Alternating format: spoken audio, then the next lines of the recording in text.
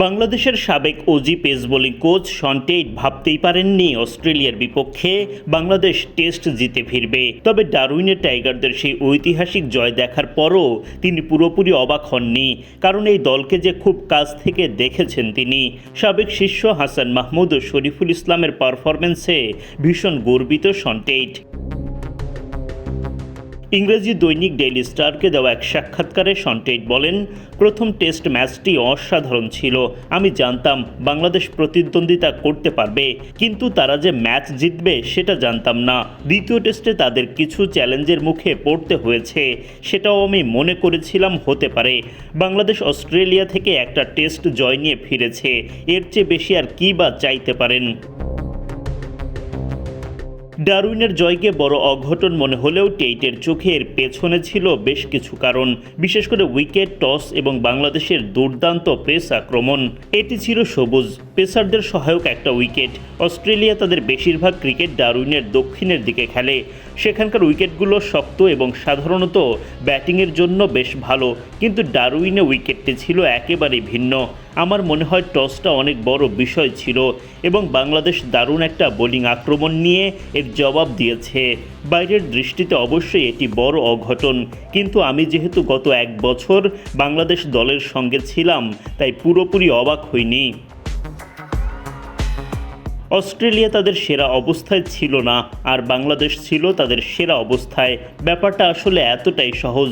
দ্বিতীয় টেস্টে বল হাতে অস্ট্রেলিয়া তাদের সেরা অবস্থার একটু কাছাকাছি ছিল। অস্ট্রেলিয়ার বিপক্ষে হাসান মাহমুদ ও শরীফুল ইসলামের বোলিং পারফরমেন্সে বেজায় খুশি টেইট। শরীফুল আমাকে অবাক করেনি। আমি মনে করি সে নিজের খেলায় অনেক পরিশ্রম করে, আর সে খুব ভালো একজন মানুষও। অনেকদিন ধরেই তার সঙ্গে আমার বন্ধুত্ব। হাসানের ক্ষেত্রে বলতে চাই, আমি তাকে নিয়ে ভীষণ গর্বিত। অস্ট্রেলিয়ার বিপক্ষে ভালো একটা পারফরমেন্স তার প্রাপ্য। এদিকে তাসকিন আহমেদের গতি কিছুটা কমে যাওয়া উদ্বেগের কারণ নয় বলে মনে করেন তিনি। শন টেইট বলেন, আসলে উদ্বেগের নয়। আমার মনে হয় তাসকিনের বয়স বাড়ছে, তাকে খুব ভালোভাবে ব্যবস্থাপনার মধ্যে রাখতে হবে। সে অনেক ক্রিকেট খেলেছে, তার শারীরিক গড়নও বড়, সে অন্যদের চেয়ে আলাদা। তাসকিন বোলিংয়ে অনেক পরিশ্রম করে, তাই তাকে শুধু নিজের শরীরকে ভালো অবস্থায় রাখার দিকে মনোযোগ দিতে হবে। তাসকিনের জন্য এটুকুই যথেষ্ট।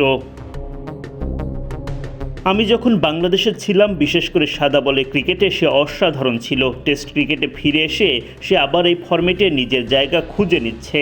তবে আমি মনে করি তার নেতৃত্বও খুব গুরুত্বপূর্ণ, কারণ বাকি পেসারদের জন্য সে একজন ভালো নেতা। অস্ট্রেলিয়ায় এমন সাফল্যের পর এখন বাংলাদেশের সামনে সবচেয়ে বড় চ্যালেঞ্জ এই ধারাবাহিকতা ধরে রাখা। শন টেইট বলেন, আমার মনে হয় এখন মূল বিষয় হলো তারা ধারাবাহিক হতে পারে কি না এবং এই অবস্থান ধরে রাখতে পারে কি না। তারা যা করেছে তা অসাধারণ, কিন্তু সবচেয়ে বড় চ্যালেঞ্জ হলো তারা কতদিন এই অবস্থানে থাকতে পারে এবং আগামী ৩-৪ বছর নিয়মিত প্রতিদ্বন্দ্বিতা করতে পারে কি না। বছরে শুধু একটা ম্যাচে নয়, সবসময়ই প্রতিদ্বন্দ্বিতা করতে হবে। সবশেষ বাংলাদেশের পেস বোলিং আক্রমণ নিয়ে যেন আরও বড় প্রশংসাই করলেন সাবেক টাইগার পেস বোলিং কোচ। টি-20, সাদা বল কিংবা লাল বল, যে ফরম্যাটেই হোক তাদের বোলিং আক্রমণ বিশ্বমানের। বাংলাদেশ জাতীয় দলের সঙ্গে ওই এক বছর সময় কাটানোর সুযোগ পেয়ে আমি সত্যি ভাগ্যবান। সময়টা আমি উপভোগ করেছি এবং আমার মনে হয় ভবিষ্যতে বাংলাদেশ আরও কিছু জয় পাবে।